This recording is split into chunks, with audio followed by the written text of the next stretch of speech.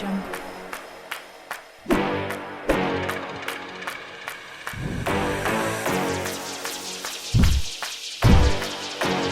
Audio Jungle. I'm the killer, bring it.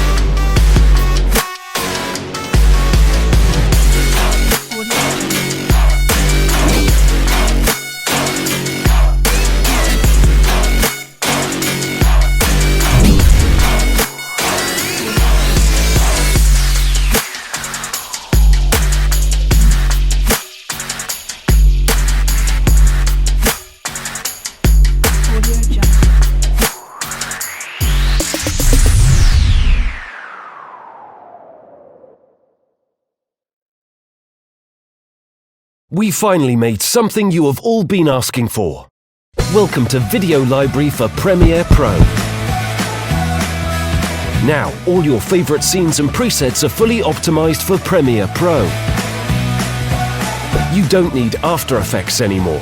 Forget about keyframes and other routine work. Just start creating in Premiere Pro. It's very easy. Just open any category, add preset in one click and enjoy the result. There are several categories for different cases. Create cool business presentation to promote your business.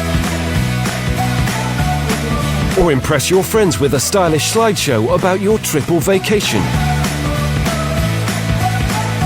If you live an active lifestyle, use sport category.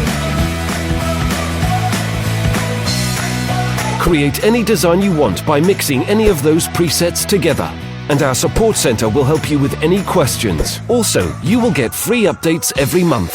Video Library for Premiere Pro. A new way to create. What's up everybody, Peter McKinnon here, and today we're talking about color grading, LUTs, and presets. You've been asking for it, so here it is.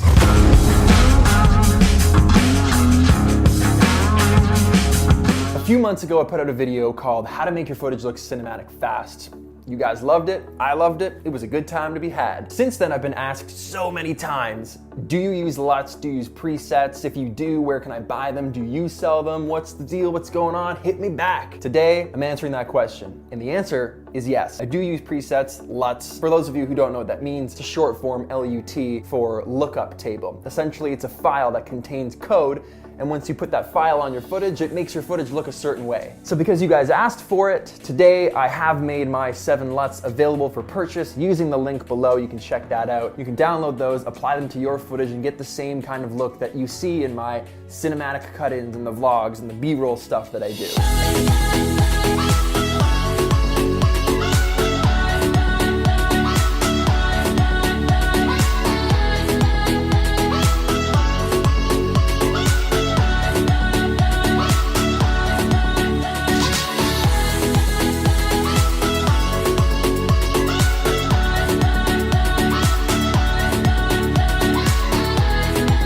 Before we go any further, I want to show you what these 7 LUTs actually look like in Premiere on some footage that I've shot in the past. So we're going to do that, and I want to show you a little technique that I use to get the most out of them, so when you're using them on your own footage, you'll get the very best results. So let's go do that right now. Okay, so let's run through how to apply these LUTs to your footage, a little bit about what they look like, when you can use them, when you should use them, and the best way to get the most out of them. So check this out. When you open up the file, you're gonna see these 7 cube files. You can't really double click them and open them, they're not really gonna do anything, but we're gonna use them through Premiere Pro and apply them to our clips. So check this out, let's just close that. Firstly, save them to somewhere you're not gonna lose them, Dropbox, maybe have something locally on an external and in the cloud. 3 things are always a good way to back up your files. So check this out. We've got a clip here of me shooting some B-roll in the forest. We have a clip here of the street from an airplane and a dude busting a manual in Venice Beach. What? Come over here in your media bin, right click, new item, adjustment layer, enter. That's gonna make an adjustment layer in our media bin. Now, we're gonna apply this on top of our clips, like so. You can B, blade to cut that at the end, A to get back to the arrow, and delete.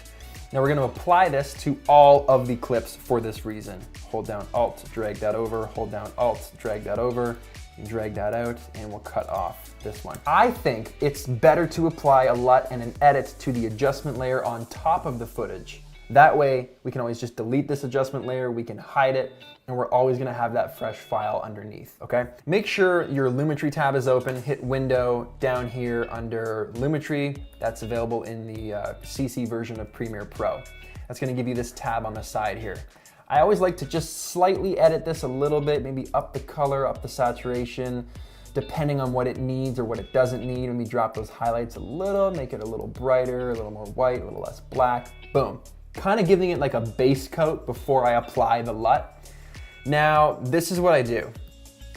I come over to the first frame here of the clip, making sure that adjustment layer is selected. In your Lumetri panel, over here it says Input LUT. You're gonna click on that menu, hit Browse, and that's gonna open. You're gonna navigate to where you save those LUTs, and now you have access to them. We got Arctic Circle, Black Eye, Clean and Tidy, Fade Out, Kodak Killer, Noir, and Teal and Orange. So let's start with Arctic Circle. It's gonna make things look colder. That's why I created it. Hit open. Right away, I can tell you that it's coming on too strong, like someone that's got some bad cologne and you're like, this is why you apply it to an adjustment layer. Come over here to Effect Controls, so you'll probably be here default. Click on Effect Controls for that adjustment layer, and we can change the opacity of the LUT that's applied to this clip. We start that at 0, and then introduce it a little bit until you're happy with it. It's good around 50%. Most of the LUTs are. Now they come on strong because sometimes they look great at full stop and sometimes they look better when there's only a little bit of it introduced. So in this case, 50% looks pretty good. And that's designed to just give off a more of a cold, cool feel. If you're shooting in the mountains, if you're snowboarding, if it's at nighttime, blue filters, why I call this Arctic Circle, are good choices to go with. If you want to clear that off, you could just right click on this adjustment layer, hit enable, and now you're back to your raw footage. And you don't have to actually edit or touch that clip below. Same thing to get it back, reverse it, you're back. Now, if you don't want this LUT and you want to try something else, come up here to the input tab, hit none, and then just browse and pick something else. Let's go Black Eye. Pretty cool. Now, we didn't change the opacity of this before we applied this again, so it applied Black Eye at 50%.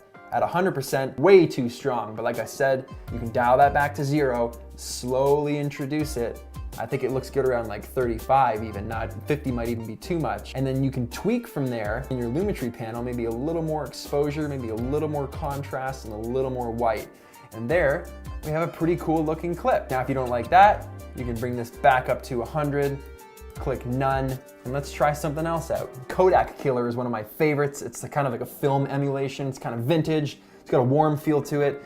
It's what I use in 80% of my vlogs when I do cinematic B-roll sequences, so that's one you guys will probably really like. Let's check that out. Look at that, it's just cool. There's just something about it that looks good. That's all that matters, is that you are happy, you're having fun. There is no right and there's no wrong. Sure, there's things that look better or look worse, but that's all subjective. If you like it and you're happy, then it's good to go. Now, in my professional opinion, and if you're doing a job for somebody, typically if you cake on a filter and it's at like 100% and it's coming in hot, it tends to be a little more on the amateur side. But like I said, sometimes I like to do that because I'm having fun with it. So toning them back usually is a little more of a professional look to it. So check this out. So that was 100%. If we make this like 45, that looks a lot better in my opinion, watching that clip, than it did if it was at 100. Still looks cool, but it looks a little more intentional at 45. The teal and orange, one you guys have all been wanting and asking for, there it is at 100%. I typically, or that's at 100%. I typically keep it at around 50 or 45. I add a little bit of orange to that. I drop the exposure a little bit and I up the contrast, a little more black. And that is typically what I use when I shoot for the teal and orange. Let's try a different clip. Let's try this one here of the city. Let's throw Kodak Killer on this city clip. Boom, at 100%. That looks pretty good. Maybe a little more brightness, a little more contrast, and I'm happy with that. That's one that looks good at full stop. Come over here. Noir is a really nice black and white. It's a really clean, crisp black and white that just looks fresh. Super big fan of this one. It looks good on just about anything you put it on at just about any percentage. Let's go over here, hit none. Let's browse. This is at 48%. Let's add Noir to that and pump that up to 100. Still looks pretty cool. I'm a big fan of that one, so that's cool. Kodak Killer is great, and the teal and orange, obviously. Fade out's like a really popular cinematic trend right now in footage on YouTube and different videos. It essentially just desaturates the footage, plays with the shadows a little bit, but gives you a really kind of flat feel. Now, if you drop that down to like 65 or 75, it's a really cool cinematic look that's pretty easily obtainable. It looks good on drone footage, it looks good with cars.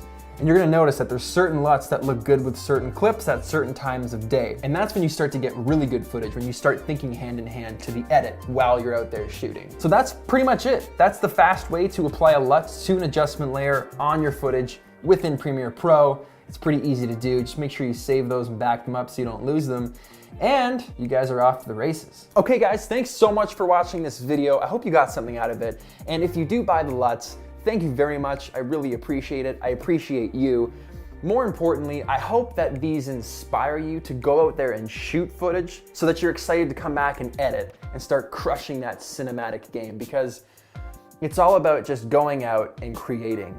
And when you have things that inspire you to create, that's the spark. And it only takes a spark to start the fire inside. So if you're feeling that, get out there and start using it. Hit that like button if you like this video, subscribe if you aren't already, and I'll see you guys in the next video.